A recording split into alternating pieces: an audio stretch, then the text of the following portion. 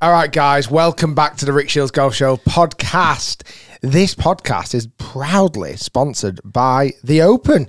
Yes. And what an Open it was. Before we kick things off and talk about the 152nd Open at Royal Troon, let's talk a little bit about how you don't want to miss your chance to be at the 153rd Open at Royal Portrush, Northern Ireland. Now, the end of this month, ticket ballot ends. You need to enter the ticket ballot for the Open at Royal Portrush before it closes on the 31st of July. The ticket ballot website link will be in the bio below, in the audio podcast and description of the YouTube podcast. So make sure you get involved. This year, genuinely, I think it was the best attended Open. And I know how busy Portrush gets. These ballots, if you're not in the ballot, you are not going to the Open next year. Can I tell you and our listeners and viewers a little secret? A little bit of a Charnock secret, just to help them out. Go on. This year's Open, as you said, was phenomenally packed out. Next year's at Portrush will be insane. How good is the golf course, by the way? You've played it at Portrush. So good. So good. And it is lined up already to be one of the biggest and best Opens ever. But if you want to get there and you want a little sneaky inside trick, if when you apply for your ballot application, you also apply for practice day. Sneaky. We have been told via very, very good sources at the RNA that increases your chances of being successful. It's essentially like saying, look, I'm a mates with Rick Shiels. Therefore, like, yeah, you're in. That's what it's like doing, isn't it, really? So get down for the Wednesday and maybe the Thursday, Friday, whatever your vibe is, and get to the Open. We'll be there. We will be there. Yeah, I'm really excited. Certainly the golf course next year, and the fact it's back in Northern Ireland where the atmosphere, was it 2019 when it was? Correct. So 5 years ago, the atmosphere 5 years ago was out of this world, and I genuinely believe with golf just booming, Shane Lowry obviously winning there last time it was there, doing so well in this year's Open. It'll be the next Open Rory McIlroy plays in. Is it then when he gets the duck off his back and actually wins a major tournament? Who knows? But you've got to be there to enjoy it. So make sure you enter the ballot by July the 31st. Get involved. You do not want to miss out at being at the 153rd Open at Royal Portrush. This Open, I'm going to say it now, Rick, I'm going to nail my allegiances to the mast and say this was arguably one of the best major championships in my lifetime. You know what's funny? I'm not going to disagree with that. Please don't. At the start of the week, we did a podcast last week, and we got a little bit of heat for this, and I think it was unneeded. Just a quick one, though. We addressed that heat, but then we poured cold water over that heat because... Oh, we'll come to that in a minute. But we got a little bit of heat last week about saying that we weren't super excited about the Open. And unless you want us to lie, unless you want us to go, oh my God, I'm so excited about everything, that was genuinely how I felt. I didn't know it's how you felt as well. But the whole atmosphere, just that early start of last week, just felt a little bit flat. Me and Guy actually did I think it might have been one of our best podcast episodes ever, audio only, while we're in the Scores Hospitality. Unbelievable podcast. I really, really enjoyed it. I was really hoping for it to be released. But because me and Guy were left in control of our own destiny, because we were looking after the mic situation, we messed it up. And that podcast will never be heard, never be listened to, and is now in the dustbin at the media centre at Royal Troon. Unfortunately, that is the case. But one thing I just want to touch on that before we move on to the Open, how spectacular it was. I think we just have to reiterate that point again. We were saying that, actually, that they weren't super excited for the Open, but I meant more so being on site at the Open. And that's because we are unbelievably lucky. Let's be honest, hold our hands up. We've been to so many Opens that obviously we love going. That's never in doubt. And I would always recommend anybody to get to the Open if they possibly can, because it is unbelievable. All I was saying, and maybe I said it a bit too strongly, was that excitement that I had when I was younger obviously isn't the same. And I saw some bits on social media this last couple of days about people who were going for the first time, and certainly a lot of men with the children, or women with the children, but it was a few men that I saw with the little lads or little girls, like this is our first Open as a family. And we've seen Phil Mickelson, we've seen Tommy Fleetwood, etc., etc.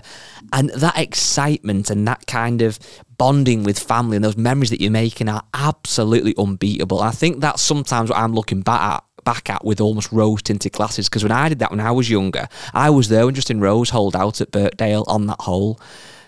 how can I ever top that as being a young child of like 8 years old or whatever? That's all I meant. But what an event it was. And to watch it yesterday unfold was honestly incredible. First off, props to the golf course. And I know the weather conditions wasn't favourable for a few of the days, but the golf course grew on me tremendously. From when we played it a few weeks ago to actually the Open, I thought it was a really, really good golf course. And I love this idea that so much of it does actually depend on the elements. Yeah. Because that is the Open. It's not glorified, beautiful sunshine, playing golf, and it's just target golf. The guys playing in the morning compared to the afternoons are almost playing different golf courses. And yeah, it's a little bit of luck of the draw, but it's the fact you've got to manage your expectations and you've got to be able to play in any condition. And one day you're hitting 9-iron 200 yards, the next time you're hitting a 9-iron 50 yards. Like, it's just amazing for all those different characteristics. I agree. The only thing that somehow I think needs looking at, but it never could be, and you're right, the luck of the draw, is the fact that the guys that went out early Saturday had a different golf course, those who went late on Saturday. And that felt unfair because the guys who were going out late on Saturday were playing better golf, hence why they were there. The lead. So I was thinking, although this would never happen, would there ever be a way where the top guys after Friday almost get to choose their tee time? It wouldn't work for TV and etc. But imagine that would be the luxury of, right, Justin Rose and Rick Shiels, you're both 8 under par, you're playing great. What time do you want to go out tomorrow on Saturday? And you look at the forecast, you go, we're going to go early because the weather's meant to be bad in the afternoon. But you never get the guys agreeing. I know, exactly. But and then last, again, we're not going to go through every single situation of the round unfolding, but it was so teed up, the start of the final round, there were so many players in contention. I don't know if I'd ever seen such a packed leaderboard with so many different storylines. You had in there Scotty Scheffler, who has been dominating golf for the last 2 years. Like, he was lurking around. You had Billy Horschel, who was actually leading the Open going into the final round. You had guys like Sam Burns, who could have done something, Russell Henley.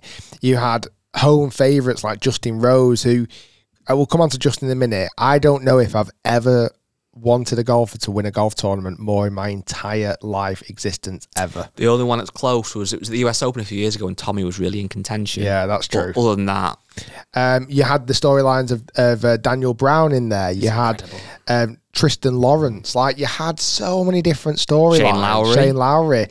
Like, it was absolutely brilliant. And then you just never knew which way it was going to go. It could have unfolded 5 or 6 different ways yesterday. And even as the players reached the turn after 9 holes, a lot of them navigated the 8th hole very nicely. I loved how it was only playing 100 yards yesterday.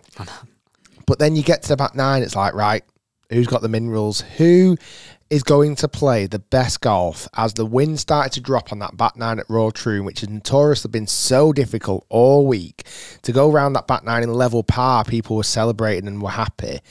This time now, it's going to be a case of who has got the minerals to shoot an incredible score. And there was one man for the job, Xander Schauffele. He played incredible. Yeah. The back 9, honestly, he did not miss a shot. I know probably most people listening watched it, but he was just unflappable. He didn't put a foot wrong. If he got a tiny bit out of position, he made it. He got up and down. I mean, that birdie he made on 11, which is the famously ridiculously hard par 4, made a great birdie on there, a great up and down birdie on 16 after leaving it just short. Middle of the green on 17, middle of the green on 18, just phenomenal golf. And he went there and he grabbed the claret jug by the neck and he wanted it. You're right. And we had a question on Facebook. If you're not a member of our Facebook group, please do come and join. Search on Facebook for the Rick Shiels Golf Show podcast. And this is from Tim Morris. And his question was, which we've basically just answered in what you've just said there, Rick. But in your opinion, what makes a great major tournament? Is it an unexpected winner, a leaderboard stacked with big names at the top, or crazy hard course / conditions, etc.? I think he's pretty much hit the nail on the head with that. But also what happened, yes, okay, you wouldn't say that Xander was an unexpected winner, obviously. World number 4, I think, going into this event. But when you look at that leaderboard, which you alluded to then, you had Xander Schauffele, who obviously went on to win, who was really asserting his dominance and also almost looking at Scotty Scheffler going, you think you're number 1, do you? I'll have 2 majors this year kind of thing. What's mad is he's world number 3. Yeah. And you look at his major resume, it's unbelievable. You then got Justin Rose, who has been around for forever, who has got 1 major title already, who was just so so polished in his game. He just looked so good out there. The passion that he had as well was phenomenal to see. And he'd come through Open qualifying. Exactly, the absolute dream of the Open. You then obviously had Shane Lowry, you had John Rahm, you did have Scott, you had Matthew Jordan at tied 10, who obviously did well last year at his home course at Royal Liverpool. He again seems to be set up for Open championships. Great to see him doing so well. But you looked at that leaderboard and the stories you had from like literally world number 1 and world number 4 in Scotty and then Schauffele. I think he was already world number 3, if I'm not mistaken. Oh, right, okay, fair dues. And you had guys who were obviously like a Daniel Brown who come through qualifying, who are relatively unknown to most people. You've then got a guy like a Shane Lowry, etc. Russell Henley, Billy Horschel. There were so many avenues it could have gone down, none of which would have disappointed me, I think. I was very happy to see Xander win. Obviously, like you, I was cheering on for Justin Rose, who we have spent a bit of time with recently, who's a really nice guy. But I think... Sorry, just a quick one as well. Update. Xander's actually now gone to world number 2. Well, there you go. He's gone ahead of Rory. And I don't think anyone can argue with that, can they? It's now Scotty Scheffler, Xander Schauffele, Rory McIlroy, Ludwig Oberg is world number 4. And obviously that's the official world rankings. Yeah, genuinely, that back 9. I mean, so we had a great week at the Open. Phenomenal. I was there as a work capacity from Monday all the way to Saturday. I drove home Sunday morning. I watched the golf at home with the family, hoping to have that lovely bonding experience where I sat down on the couch and watched it with my 3 children. It wasn't the case. They were less interested in the golf than I've ever seen them. Do you want to see, unfortunately I can't show this on camera because you'll see why, but have a quick look at this video I'm going to show Rick now of why I couldn't watch it in peace. So you'll see what I was faced with. Yeah. So I'm just showing Rick a video of my little daughter. It's a naked baby. She was running around naked with no clothes on, giving me random shoes when I was trying to watch the golf. It's just, honestly, we're trying to watch golf with kids. And like I say, I was really romanticising this idea that I was going to come home, the kids hadn't seen me all week, we are going to have a nice cuddle, and I was just going to be able to sit on the couch, watch the golf with the kids. Honestly, Jude wanted me to play cricket. The girls wanted me to teach them how to go on the skateboards and roller skates. I mean, listen, I was saying I'm locked into the golf, and I really was. And that... I've never been, and I'm genuinely mean this, and I can't. I remember when Tommy did so well was at the US Open when he was knocking at the door and he shot that incredible final round. But I felt like Justin was right there. Like it could have gone any way. He was flawless in 3 rounds of golf. And to be honest, even yesterday, I'm sure he wasn't that disappointed with his round of golf. Like the top 10 played really solid golf. I think Sam Burns was the only one that kind of dropped off the leaderboard a little bit. But he shot, was it a 68?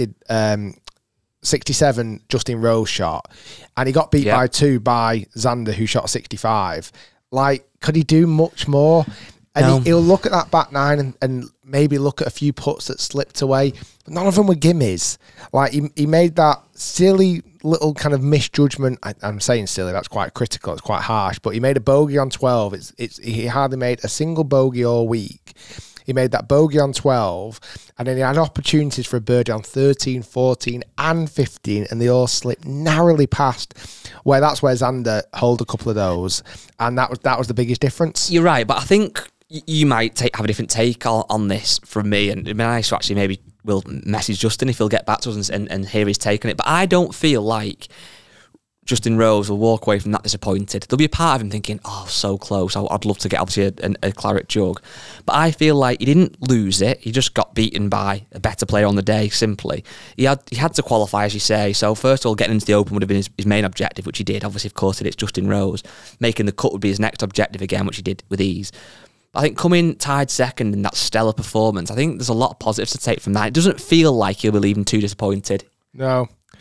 And you're right, because it's not as if he didn't have a blow-up hole all day. He's not like a blow-up hole all week. It's not like he said, oh, God, if I just didn't have that triple bogey in the second round. But he played really, really solid golf. He had that look in his eye all week that you're like, wow, this guy is just on it. You can tell he's absolutely ready for this. And again, because we filmed with him selfishly, I was hoping the good luck, the old Ricky Shiels good luck charm was going to work its wonders. I would say that's a successful good luck charm that he came tied second. You would, absolutely. And I think as well, like, you look at these guys and we often think that it's winning that matters to them, and winning is the only thing that matters. And to a degree, that is the case. Obviously, that's how they get to this elite level. But also, they will take a lot from a good performance. And going into this week, Justin Rose was world number 67. He's now 34. So he's inside the top 50. That gets him obviously into all the majors. That's the kind of place where these guys want to be and should be. A guy like Justin Rose should never be outside the top 50, really. I don't think he is very often, to be fair. But yeah, I think, he wants to win, of course, because he'd want to leave with that claret jug in the back of his car, and, that would be his absolute career, I think, solidified, having 2 major championships. However, going away tied second will give him a lot of positives, I think, for the rest of the season into next year. One thing I want to touch on, though, Rick, just quickly, we'll obviously go more about this Open because it was such a good one, so many things happened. However, a couple of little things I've got for you. So I said yesterday on Twitter that had a lot of reaction, which I knew it would. I ranked the majors. Okay. So I said that for I me, didn't see this. It went absolutely huge. It had over 1 million views. And I put the only correct way to rank the men's major golf championships is the Open, the Masters, the US Open, the PGA. Did a bit of tongue-in-cheek, knowing it'd get a reaction. You could argue, you may argue, the Masters is number 1, the Open's number 2. I think we can both agree that the US Open and the PGA are 3rd and 4th, right? So that's one thing. I'd like to hear people's opinions on that, maybe in the comments. Do you agree with me on that or not? I know you can switch, can't you? I can switch between the Open and the Open and the Masters, depending on whether it's April or July. Fair dues. Okay, well, I think that's fair. However, what I also got thinking this morning on the way into work was, I am now gutted that it's July the 22nd and there's no more major golf until April of next year. That's too long. That's crap. So I've changed the season. Do you want to hear me out? I'd love to hear how you're going to modify golf for the future. I suddenly become the boss of golf worldwide. The RNA, the USGA feel like we're not qualified enough to run golf. We need somebody new. We need somebody who's off 4, but can't they break 80? They heard your impression the other day of the RNA. Correct, a laid back guy. Yeah, they want someone that is a bit Marmite on videos, and I'm your man. So, exactly what they're looking for. Exactly what they're looking for. Right, okay, so here we are. April. You'll be happy to know the Masters is staying as it is. Great. No, I appreciate that. Thank you. Because the Masters is, again, arguably in some people's eyes, the biggest tournament. It gets the golf season up and running. We love it. So that's fine. We're then going to say June. So we're going to have May. We're going to have nothing on in May. No majors, okay? We're then going to go June, US Open. So that can stay where it is. So we've actually, we've taken the US PGA or the PGA Championship out for a minute. April Masters, June US Open. So there's a nice month gap there to get the juices flowing, get the excitement building. We're then going to say in August, we're going to move the Open back a couple of weeks. So rather than being in July, it's going to be August. Now that shouldn't, in theory, and in theory is the key word here, make too much difference to the event itself, because, Scotland or England or obviously Ireland now, the difference between July and August shouldn't really make any. We have good Augusts, we have good Julys, we have bad Julys, we have bad Augusts, okay? So we've now gone June and missed a month July, into August. Now, here's the key. We're going to miss September and we're going to throw in the PGA Championship in October. However, on Ryder Cup years, we'll move it to November. That's nice, yeah. Okay. So we've now gone month for a major, month off, month off, month. So basically, we extend our major season from April to July to April to October.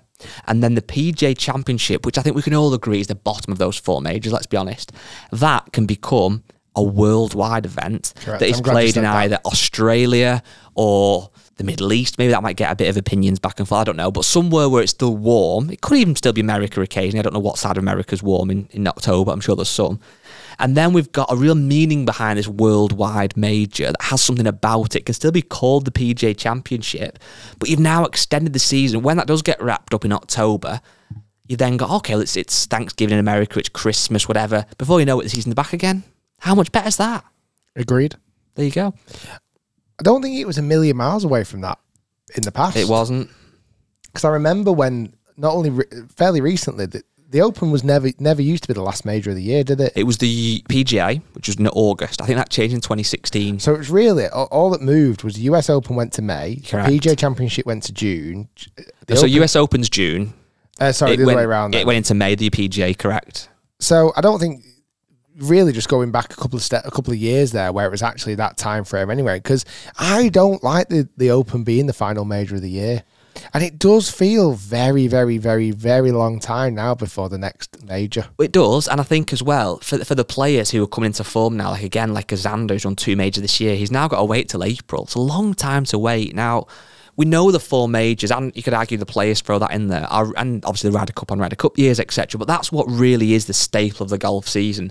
On a non-Ryder Cup year, which obviously is the case this year, it does feel like you could happily now not watch golf until April. Yes, we've got the Olympics, but, it's an anomaly. But you've got to wait till April. It's not right. And as a player, you've got to wait so long.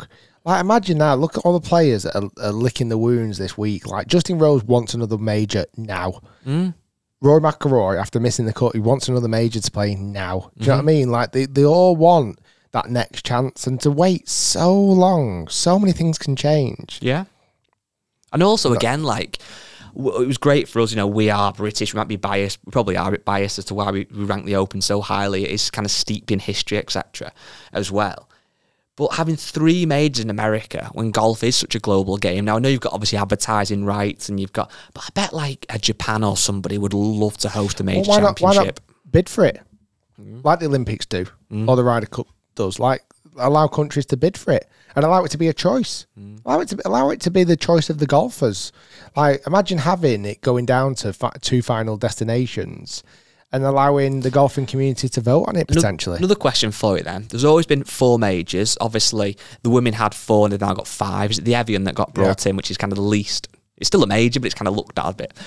If there was a 5th major launched that would then extend the season, inevitably the negative to that would be that it doesn't seem to have any value because it's the 5th major, it's new, it's a bit Mickey Mouse, it's got no history, no heritage. However, if within that 5th major, obviously the criteria was, the top golfers in the world, like a Masters or an Open, but maybe they're still qualifying, etc., whatever, quite quickly I'm sure that would start to look like a real event, because if the best players are playing at the best golf courses and the best competitive players, then winning that would still be super important. Is there a space for a 5th major? Yeah, the players.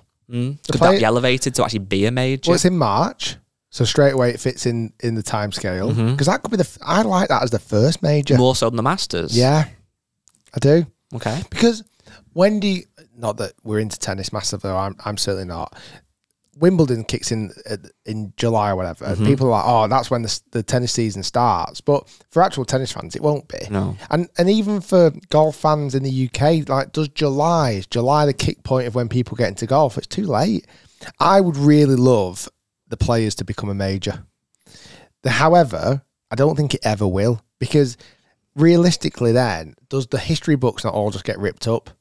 Because how can then Jack Nicklaus not, if he's going to be the most decorated golfer ever with winning 18 majors, if they then introduce another major, that gives everyone else another chance. It gives them 20% more chance of becoming the most successful major winner ever. And although I do agree, kind of playing devil's advocate, why do we always look back at history rather than creating our own? So, for example, there wasn't 4 majors to start with, was there? No, there was 1, and obviously, they got added. It used to be the actual Grand Slam used to be the amateur championships. It was the British, the amateur and the US amateur before because the Masters is quite new. When was the first Masters played?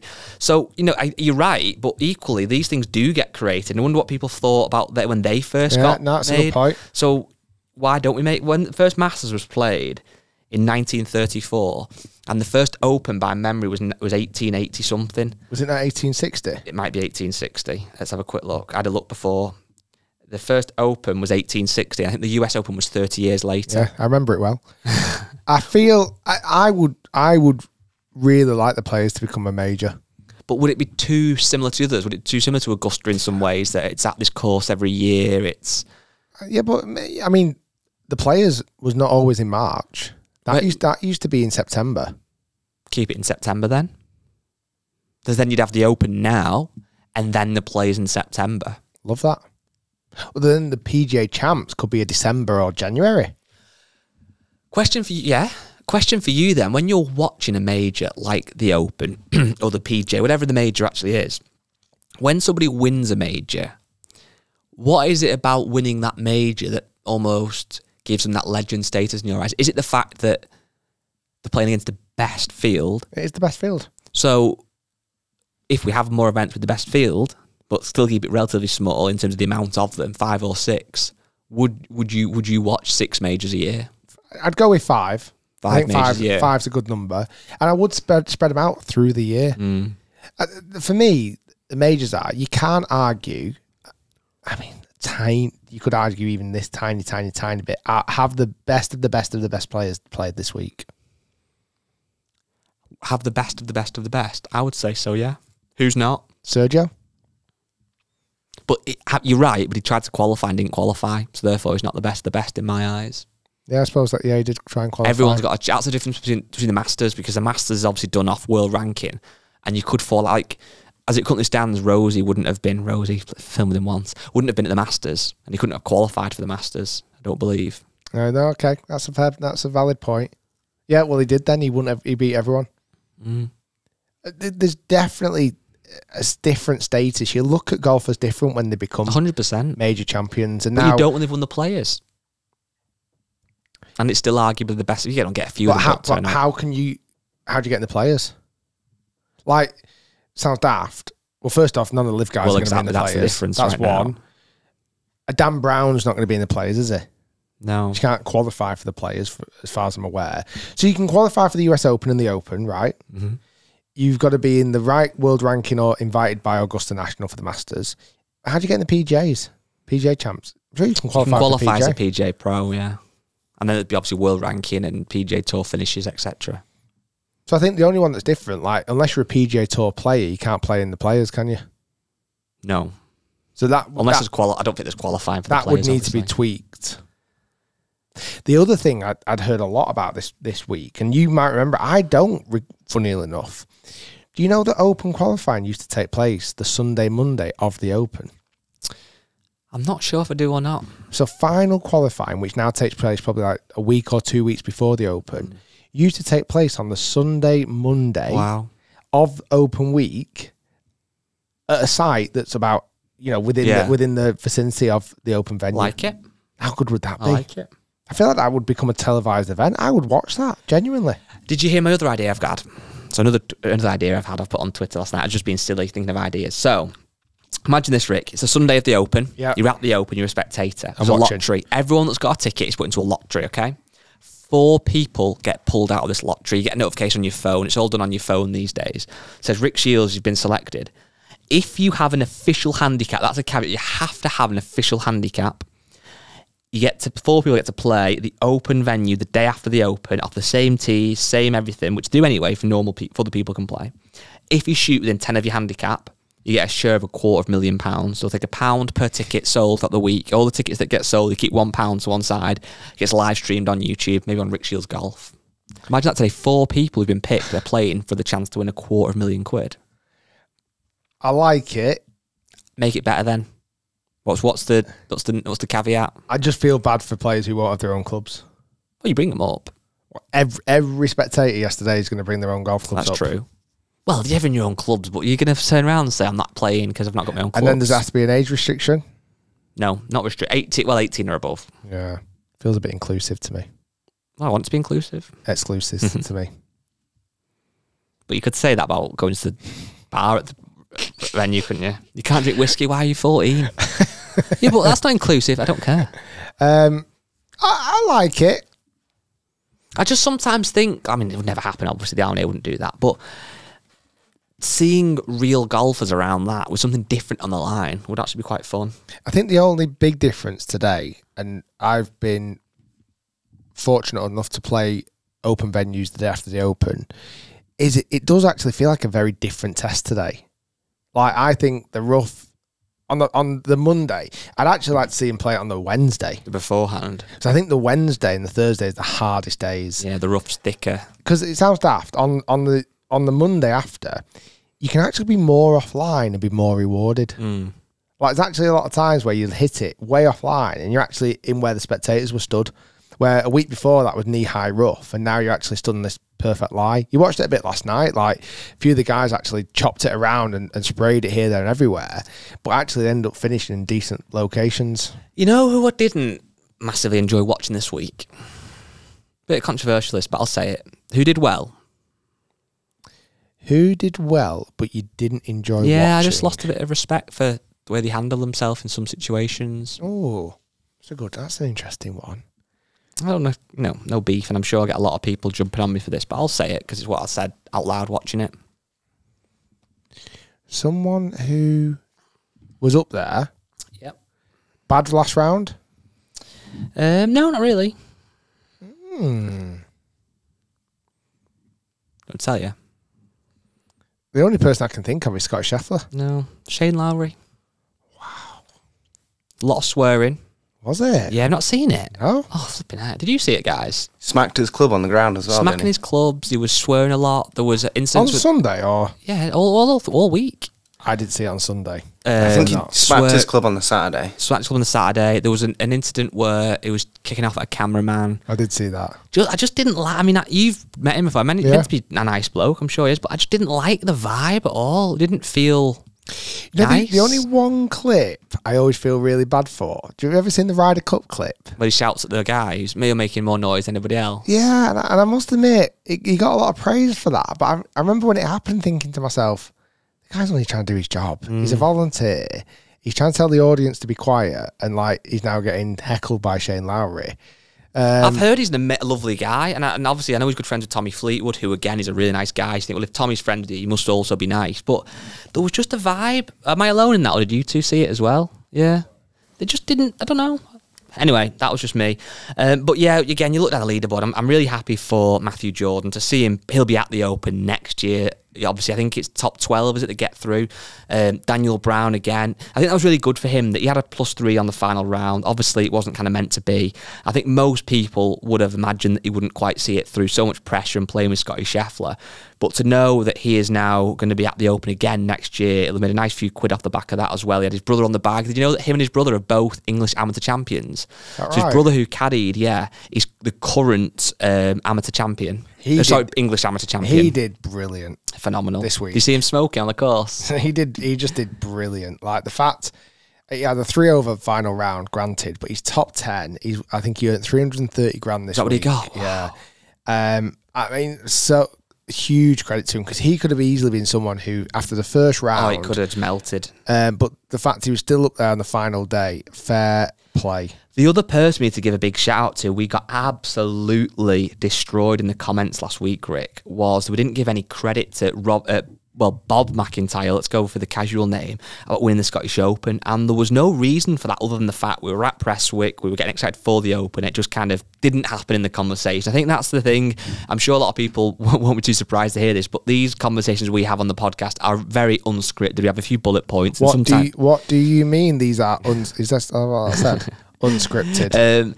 However, obviously, I know this is a bit late now, but Robert McIntyre won the Scottish Open, which was phenomenal. He did. He won the Scottish. It's the one event he's desperate to win. He's now won.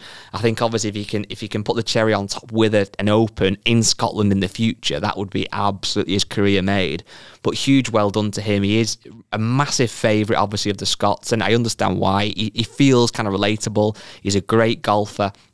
I thought it was good watching him play. Did you see the right-handed shot he hit? Yeah, he played all right there. He hit a good shot right-handed. He's obviously a likeable guy. He seems to be very down-to-earth, and I think that's he loves Scotland, doesn't he? He feels a bit like, although he's nothing like, a bit like a Beef in a sense of like that guy that kind of doesn't look like necessarily a professional golfer. They look like a guy down the pub who happens to be great at golf. And I think if you work that in your favour, which obviously Beef did very well, and it seems like Bob's doing now, it can really get you a big fan base. And I think sometimes, a lot of the proud Scotsmen and women might dig into the comments, go, no, I didn't. It's nothing against him. I'd love to don't read too much into it. Everybody. Yeah, I know it's great that he did well. At the end of the day, he is Scottish. He's British. He's on the the European Ryder Cup team. He's kind of one of ours to a degree. I'll tell you what though, there's one Scottish player I really dislike. In fact, I'd say hate. Go on. No, I'm joking. All right. I thought you were going to say someone then. I could see your face. You were like, don't do it, Rick. Don't go after the Scots. On a really, really, really positive note, genuinely as a Open this week when obviously I was there working on behalf of the R&A, MasterCard and Mercedes-Benz. I had a wonderful week. Really, really loved it. First off, thank you to all the wonderful fans that came up and said hello, that wanted to chat a picture. Everyone was super, super friendly. Really, really nice.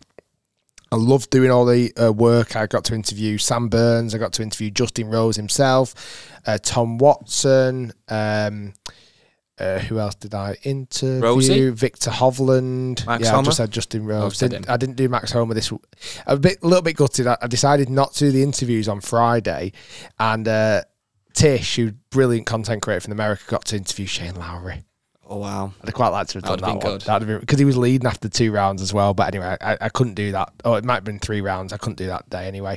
Got to play 4 rounds of golf. Wow. In my open week.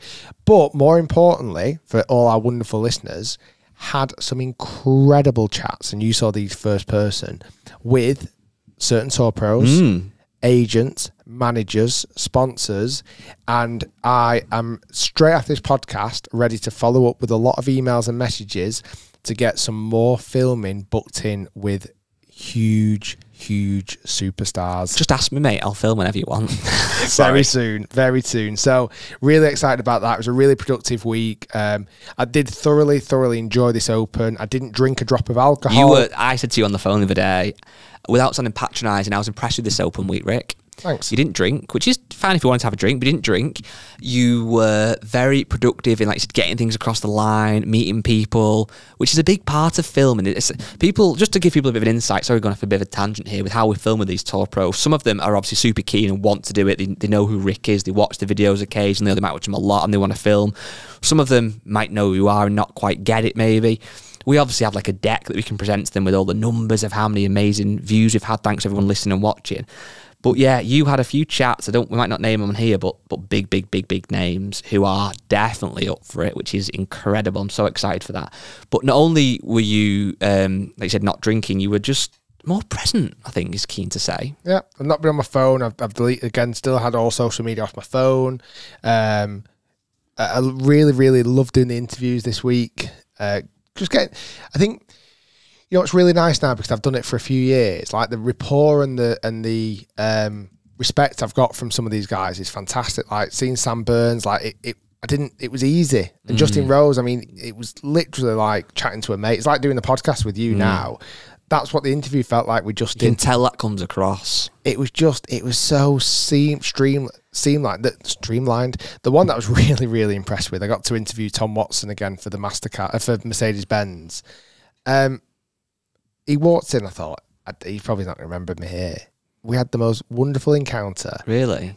He was like, Rick, great to see you. So glad it's you doing this interview. I'm thinking, oh, this is, what a weird scenario we're in. We're living in a simulation. Five-time major champion. Five-time Open champion, 8-time major winner. He's coming up to me and he's glad to see me and doing the interview. And we had probably about 10 minutes before I actually hosted the interview at the Mercedes-Benz Hospitality, and we were downstairs and we were watching the TV. And it was literally me, him, and his lady friend, wife, girlfriend, whatever that may be. And we were stood there, just literally the 3 of us, watching the golf. And I'm thinking, I'm having a watch-along of the Open with Tom Watson, who won the event there in 1982. And I'm just thinking, what a surreal moment. So that was lovely. Like I say, got to play lots of nice golf. We filmed a brilliant video. I know we talked about it last week where Bones caddied for me. I'm really looking forward to that coming out. Also made some great connections at some incredible golf courses that we're going to be filming at soon. So I can't wait to film there and show you that as well. Can I stop you in your tracks? You've also not mentioned, which you also filmed, which is really good, which is out there now for people to go and watch, these tour truck tours. So on the HIT channel, if you're not subscribed, what are you doing? Go and subscribe right now. HIT Golf, H.I.T on YouTube. You filmed inside the tour truck, but really raw and really uncut with some of the biggest brands in golf. So already on the channel, there's TaylorMade, there's Callaway, there's Cobra, and there's Titleist, and then actually what will be last night now, the Ping one has gone out as well. Have a look at those. They are incredible to see what these golf brands have, obviously at the biggest event of the year, what the tour pros get to see, experience, and feel at the Open Championship. They came out good, those videos, didn't they? They were very different, very kind of like old school Rick Shiels 2017, 2016 vibe, handheld camera on your own. Well, that was it. It was holding the camera, chatting to these wonderful experts in their field, getting to see inside tour trucks, which I still love doing, and taking the audience with me. Well, you know what's really interesting? Just a quick one. That would have been a perfect example of something I probably would have done anyway. Maybe not had a video camera with me, I know. And it was nice to have that camera, that little tiny DJI Osmo, and to be able to just kind of bring the audience with me without it being too intrusive. Correct. And you know what's really interesting? There's some bias here because we put the videos out in an order, which obviously means that whichever one goes first probably going to get the most views, because people might feel like by the last one comes up, kind of seen inside a tour truck now. However, I think these videos will have a lifespan forever and they'll be relevant whenever you watch them. What interests me is how many views some of the brands have had versus others. So TaylorMade has had 135,000 views at the time of recording this. Callaway's had 90. Cobra's had 48,000, and then Titleist's had 76,000. I don't know what Ping's had just yet. Ping's not out yet. Well, it will be when this goes out, but it's not out just yet. But like the Cobra on there is obviously sitting kind of well below the other two. And it just makes you think, doesn't it, about golf brands and what they have to do. Like, that is obvious because the audience naturally and obviously have more interest in TaylorMade, Callaway and Titleist than they do Cobra. But actually that Cobra tour truck is really, really cool, arguably one of the best. And it's a broader conversation. It doesn't have to have an answer right now. But it's like, what do Cobra have to do to really move that needle more and get more people interested in their brand? Because they make great equipment. You know, they have had and do have some big name tour pros. Obviously, famously Ricky Fowler. They did have Bryson for a very long time. Like, how do these brands get more people interested? I know. I'm not sure. It's really hard, isn't it? It takes time. But yeah, no, I really enjoyed them. If you've not checked them out yet, definitely jump over there and watch the tour truck videos. And there's lots of little hints and insights to what content and what products brands are bringing out very soon, which you'll also see on the main channel and the hit channel. So this week, you said you didn't drink at the Open. I want you to give me 3 benefits, but then 3 negatives, if there is any, of not drinking at an Open Championship for you. Benefits, I was much clearer headed. I was more productive, and I was very smug. That everyone that was drinking. Just had a little smug element about myself. You know how many calories in that beer, mate? I just like waking up next day and going, oh, what a wonderful day. How are you feeling today? Who are you talking to? Oh, yeah. Next to John Daly. That's a wonderful night, John. But yeah, saying like, you know, seeing people who may be a little bit worse for air and thinking to myself, I'm not. So that was nice. Is it becoming fashionable to not drink now? 1,000,000%. It's coming like quite, not again, there's nothing against people that do drink, obviously, at all. Do whatever you want to do. But it feels like it's becoming quite cool. I'd disagree over there. But yeah, I listen, mate. But equally, it's something I can imagine Ed doing. Well, listen, the other benefit, Mercedes, so I had a nail in my tyre before I went to the Open, and Mercedes-Benz couldn't fix the tyre quick enough, so they provided me with a G63, or for those kids listening, a G-Wagon, apparently what the kids say, for the week. G-Wagon AMG, absolutely beast of a car. And because my hotel was 1,000,000 miles away, which was quite frustrating, I got to drive the G-Wagon a lot. Yeah. And the other thing I did, spent a lot of time at petrol stations. Filling it up. It's a beast. Yeah. But that was really fun. And then negatives... Did you feel as involved? Did you feel like you had as much? Yeah, because I love zero beers. Well, there you go. So, you know, I can have a little zero beer, feel like I'm part of the community and a bit of bants. And there was a couple of times I had so many zero beers, I actually felt a little bit tipsy. So, I don't know. Yeah, I'm really enjoyed it. And hopefully I shall continue it. You know, this is something that I think happened, but I also could be making this up. You know, when a memory is so old, you're not sure if it actually happened or not. But I'm sure years and years and years ago, when like Big Brother was still relatively new, they did an experiment where they gave the housemates alcohol-free alcohol, beer, whatever, but didn't tell them. I think I remember that. And then they got drunk. Yeah, you're right. Which you can kind of imagine, can't you? Because how much of obviously getting drunk is a physical thing.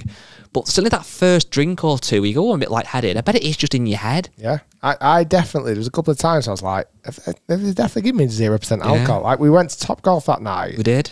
And at points I feel very liberated.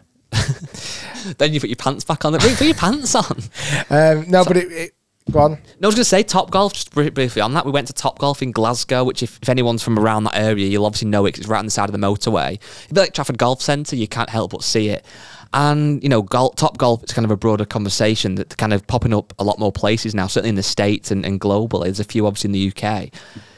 It makes me proud to see Topgolf as a golfer because I know the perceptions are changing and hopefully we're doing our part to that and certainly you with your content you've made for 12 years or so, but golf's not always seen as the old man sport that's boring. It is getting a bit cooler, and slowly but surely Tiger was a massive pioneer, footballers that play golf, etc., etc. But now you look at Topgolf, you have so many people going who have nothing to do with golf, have no real massive interest in golf, but they're going to a Topgolf like we would go bowling or going to cinema. And actually, you think some of those people will go whack a few and never go again or never think about golf again. But there's going to be, it's a funnel, isn't it? There's going to be some that go, that was actually quite fun. I'm going to go to a normal driving range next, or buy a golf club, or watch some YouTube golf, or whatever it might be. And you think, as a golfer, I feel like I own golf a bit, which obviously I don't because I've played since I can remember. I feel like proud of that people are experiencing how fun it can be to whack a little white ball as hard as you can. Yeah, and also realise the beauty of it when you hit a great shot, but also appreciate the challenges. Yeah. I mean, like I say, when we were there was lots of, I mean, it was open week, so Topgolf ran a bit of a media night, and there was lots of media personalities there, etc. But you look around and there was a huge chunk of definite non-golfers. But no, really, really, really good to see. Should we fly through some questions from Facebook? Do you want to get them up, or shall I get them up? I've got them here. Have you got them up? I'm going to start off with a nice one. Okay. It's actually not a question. Tom Kite said, I thought the tours of the tour trucks... Tom Kite? K-Y-T-E. All right, I thought it was going to be actually the Tom Kite. I thought the tour of the tour trucks were great and love to see more. It's not a question, but I thought I'd read it. Yeah. Fair dues. There was another one I just picked up on a minute ago. Do you think, it's hard to say, do you think Xander is the favourite? Ryan Cab, with 2 major wins this year, is Xander the favourite to win gold again at the Olympics? Who knows? Are you into it? Are you excited for the Olympics in golf? When does the Olympics actually start? I don't even know. Soon, because the golf is like this week coming up. All right, they do. Well, yeah, it must be soon then. You know what I did see from Le Golf National is actually like grandstands up. Who's actually genuinely going watching the Olympics? Golf? People in Paris? I would go if it was in Paris. Not many, surely. Yeah, I really, no idea. It actually starts in 4 days, the golf at the Olympics. But when does the actual Olympics start? Back to this 5th major thing. I know it's not the strongest field in the world at the Olympics, but it's that thing that winning Olympic gold, it was quite a novelty. Obviously, Justin Rose won it and then Xander won it famously. Are you actually going to see whoever wins that in different light? Well, let's just say Tommy wins it, which would be brilliant. It'll get a bit more mainstream fame in the UK for sure, Great Britain for sure. But would it make you see Tommy anymore? I think it's no, but I think it's really good for the person and the country they represent. Yeah. Because again, I remember when Justin Rose won the gold medal, he was on a lot more TV shows. He was walking around with his gold medal on a lot more. And I think inspiring the next generation to go, oh, you know what? Yeah. Hold on a minute. There's golf. The guy from my country has won gold. You know, maybe I'll give it a go. So I think, I don't look at someone who's won a gold medal and go, oh my God, you know, you must be incredible now. But I love the fact, certainly if someone from the UK wins it again, and for us it's either Tommy Fleetwood or Matt Fitzpatrick, I think it's good for the country of that gold medal winner. Whether it'll make an impact on America, no idea. Question for you, off a tangent, I don't know why I've come up with this now. Obviously the postage stamp was really spoken about it a lot before the event, and obviously it was quite pivotal this week as well, very much so, even though it's so short. Whereas holes like 17 were playing crazy long and guys hitting driver on the Saturday. Do you like short par threes? Yeah, I love them. Do you like long par threes? I don't like a lot of long par threes. I think Troon's got too many long par threes. 5th is super long. Crazy long.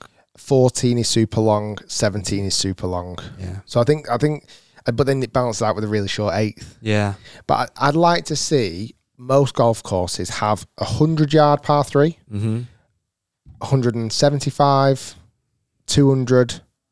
I think that's the limit for me, 200. In fact, I've gone too high there. 100, 150. Sorry, 100, 150, 175, 200. Yeah. If that was the par 3s, happy. Did you see Scheffler's shot on Saturday into 17? The 3-wood, he puts like a foot. Yeah. It was genuinely one of the best golf shots I've ever seen. And you see him top his crown on the last yesterday. Shot. I must admit, to some degree, I've said this before publicly, I hate seeing good players play bad. And I would rather them make birdies than bogeys. And the commentator, when Scott Scheffler hit that shot yesterday, and it was like, it'll make a lot of people back home feel good.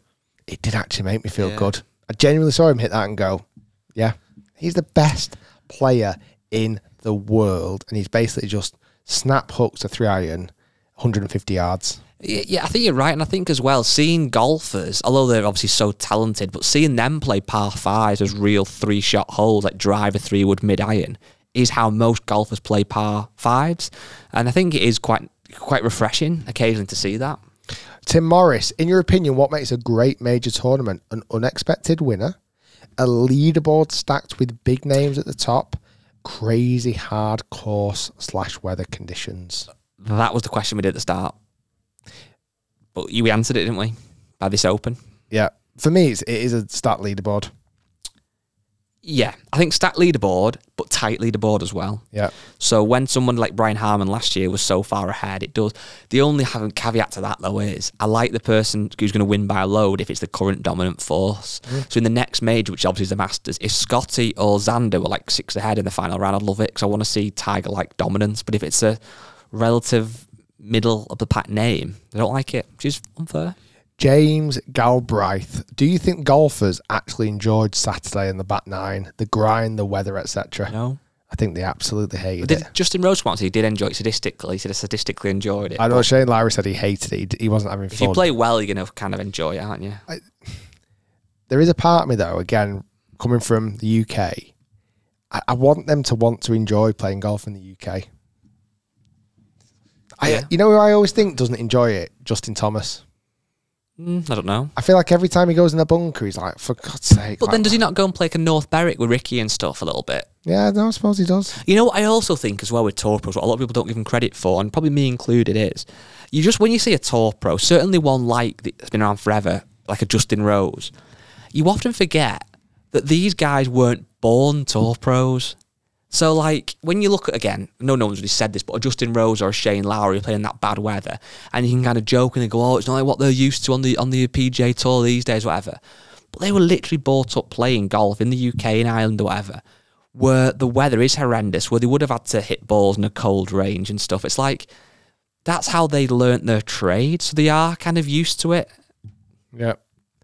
It's easy. Once you spend that much time in the States, though, you do, that's true. You do end up forgetting that's true. it. Graham McDowell. Okay. That's the question. Thoughts on the crowd and the apparent increase in PGA Tour style shouting on impact? I think it's just people wanting to go viral, aren't they? I absolutely hate it. Absolutely, honestly, I hate it so much. I'm not a huge fan. Well, not a fan at all. I did some research and I really, really, really encourage everybody, if you've got 50 minutes spare, I know it's a lot to ask, when I was doing my little bit of interview research for the Tom Watson interview, I actually went online and went on YouTube and watched the extended film version of the 1982 Open at Royal Troon. Okay. I absolutely loved watching it. What do you think the biggest takeaways were that I know it's been such a big difference? Probably how people were dressed. Dress sense was fantastic back then. Like, honestly, the way golfers were dressed was absolutely... I think that was also a thing in culture, though, wasn't it? Like, was it 1960s or whatever, when men used to go out in suits all the time to the pub?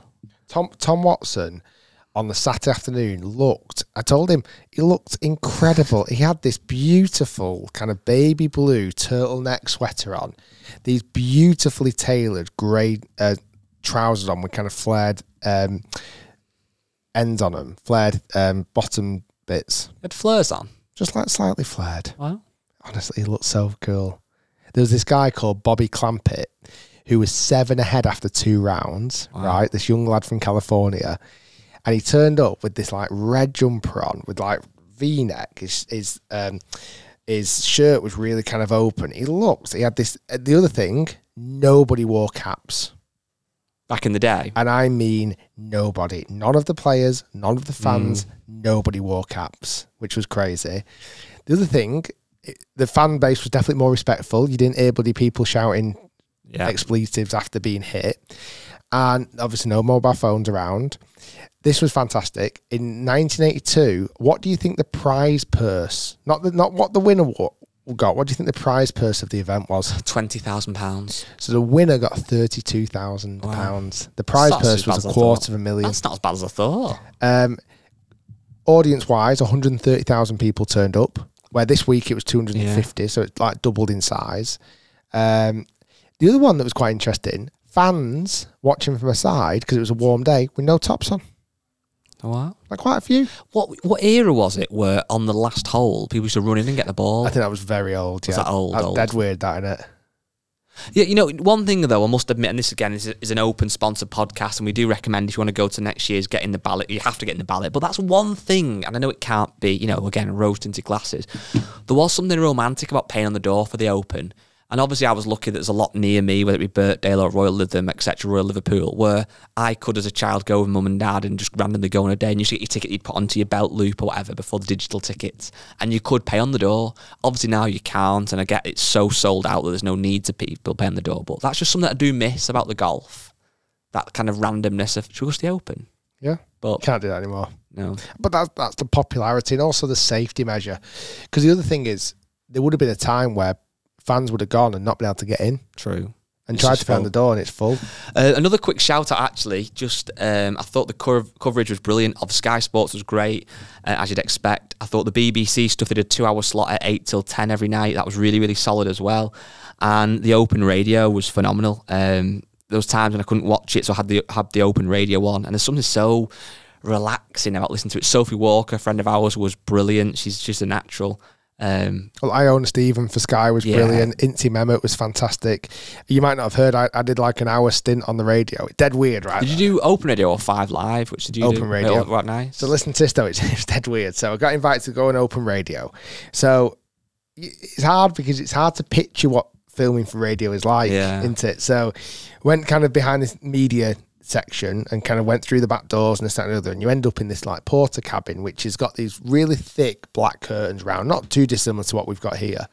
So these really thick black curtains, and inside you had people already on the radio, like chatting away, and then a spare seat for me with the headphones, everything in front of me, and like you go in and you kind of whisper, like mouthing hiya and this, that, and the other, waving at people, and you put it on. And it's an amazing way to watch golf. Right in front of you, you've got this massive TV, okay? Mm-hmm.